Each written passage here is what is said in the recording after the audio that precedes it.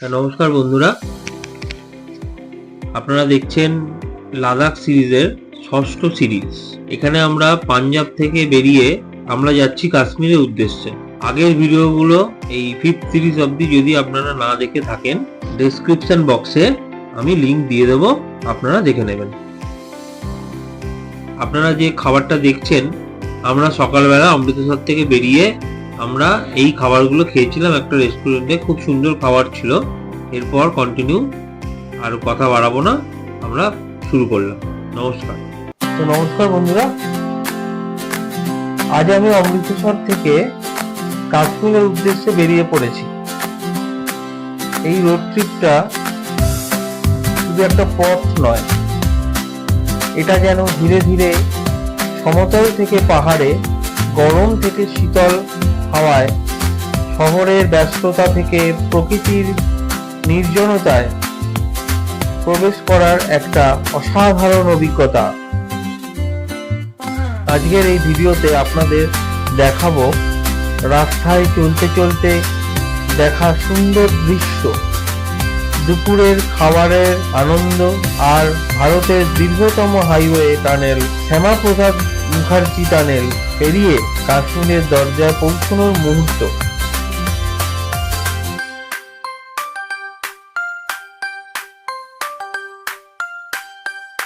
আপনারা সাথে থাকবেন। বিভিন্ন সৌন্দর্য, পাহাড়ের এবং বিভিন্ন রোমাঞ্চকর মুহূর্ত আপনাদের আজকে আমি তুলে ধরব। সকাল সকাল অমৃতসর শহরটা যখন ধীরে ধীরে ঘুম থেকে উঠছিল, আমরা তখনই রওনা দিয়েছি। গাড়ির ট্যাঙ্ক ফুল, টায়ারের প্রেসার চেক, আর গুগল ম্যাপের রুট ঠিক করে নিয়ে যাত্রা শুরু। সামনে লম্বা রাস্তাটা একদম ফাঁকা। যাত্রা শুরুতেই একটা পজিটিভ এনার্জি তৈরি করে দিল। অমৃতসর পেরিয়ে খুব বেশি দূর যেতেই প্রকৃতির রূপটা যেন বদলে গেল। রাস্তার দুপাশে সোনালী সর্ষের ক্ষেত যেন হাসি মুখে দাঁড়িয়ে রয়েছে। ছোট ছোট পাঞ্জাবি গ্রাম, সেখানে সকালে চুলোয় ধোয়া, লোকে মাঠে কাজ করছে। সব মিলিয়ে মনে হচ্ছিল একটা সিনেমার মধ্যে দিয়ে যাচ্ছি। পাঞ্জাবের রাস্তাগুলো এতটাই স্মুথ, লং ড্রাইভ করতে গিয়ে সত্যিই মনটা খুব ভরে যায়। প্রায় 3 ঘন্টা রাস্তায় কাটানোর পরে আমরা একটা রোড সাইড ধাবাতে লাঞ্চ করার জন্য থেমেছিলাম। এই ধাবাগুলো আর একটা মজা হলো, এগুলো খুব সাধারণ, কিন্তু এখানকার খাবারের স্বাদ অসাধারণ। আজ আমরা খেয়েছি ফ্রাইড রাইস এবং চিলি চিকেন। খাবারগুলো কলকাতার মতো নয়, কিন্তু একটা পাহাড়ি ব্যাপার রয়েছে খাবারগুলোতে। তার কারণ এর আগেও আমরা দার্জিলিং, গ্যাংটক এসব জায়গায় ঘুরেছি, অরুণাচল প্রদেশ, প্রায় সেরকম টাইপেরই খাবার। ফ্রাইড রাইসটা দেখতে পাচ্ছেন একটু গলে গলে গেছে, কিন্তু ভালো খেতে। ঈদের টাইমে ভালোই লাগছে খেতে। চিলি চিকেনটা একটু অন্যরকম ছিল, মানে ভালোই, অল ওভার ভালো। তো যাই হোক, লাঞ্চ শেষে রাস্তায় নামতেই চারিপাশে ল্যান্ডস্কেপ আবার বদলে গেল। এখন রাস্তা একটু উঁচু নিচু, গাছপালা ঘন হচ্ছে, আর হাওয়ার হালকা ঠান্ডা ভাব রয়েছে। মনে হচ্ছিল আমরা ধীরে ধীরে পাহাড়ের দিকে ডাক পাচ্ছি। আর্মি ক্যাম্প, পাহাড়ের টিলা আর বাঁকানো রাস্তাগুলো মিলিয়ে এক অ্যাডভেঞ্চারাস ফিল তৈরি হতে শুরু করলো। উধমপুর পৌঁছেই বুঝলাম এবার সত্যিকারের পাহাড়ি রোড শুরু। এখানে BRO মানে বর্ডার রোড অর্গানাইজেশন প্রতিদিন রাস্তা ঠিক রাখে। বর্ষা আর বরফ পড়ার সময় এই রাস্তাগুলো খুব গুরুত্বপূর্ণ হয়ে ওঠে। ড্রাইভারকে এখানে একটু কেয়ারফুল হয়ে চালাতে হয়। বর্ষা আর বরফ পড়ার সময় এই রাস্তাগুলো খুবই ভয়ঙ্কর হয়ে ওঠে, খুবই দুর্গম হয়ে ওঠে। ড্রাইভারকে এখানে একটু কেয়ারফুল হয়েই চালাতে হয়। প্রতিটা টার্নে হর্ন বাজাতে হয় এবং স্পিড কন্ট্রোল করে চালাতে হয় এবং রাস্তার দুধারে খুব ভালো করে নজর রাখতে হয়।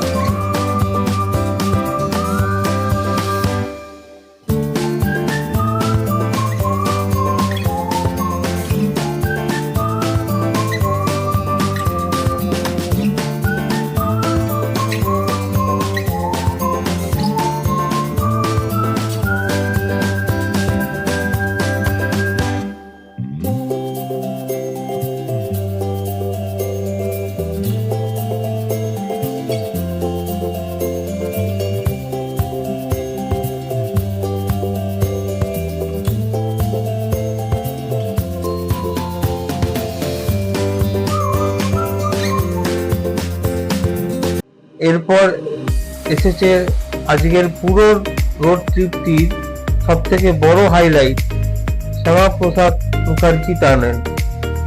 এটা ভারতের দীর্ঘতম হাইওয়ে টানেল, যার দৈর্ঘ্য 9.2 কিলোমিটার। এই হাইওয়েটি হওয়ার জন্য প্রায় 2 ঘন্টা সময় কমে গেছে কাশ্মীরে পৌঁছানোর জন্য।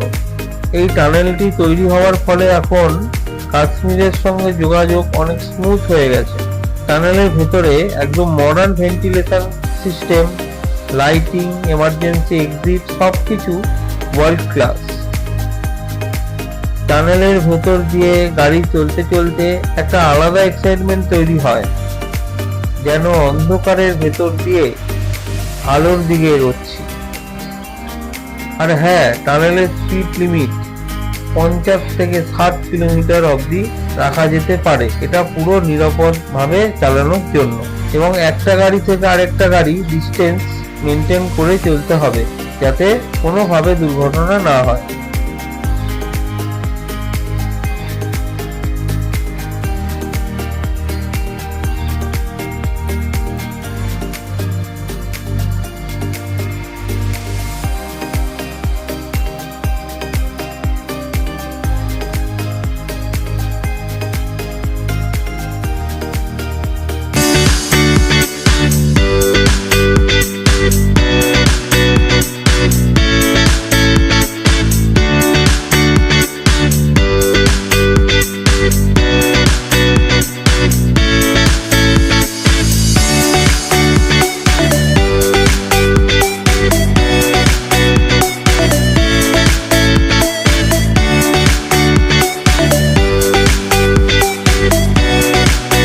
থেকে বেরোনোর পর ওয়েলকাম টু কাশ্মীর টানেল থেকে বেরোতেই মনে হলো অন্য একটা জগতের ঢুকে পড়েছে।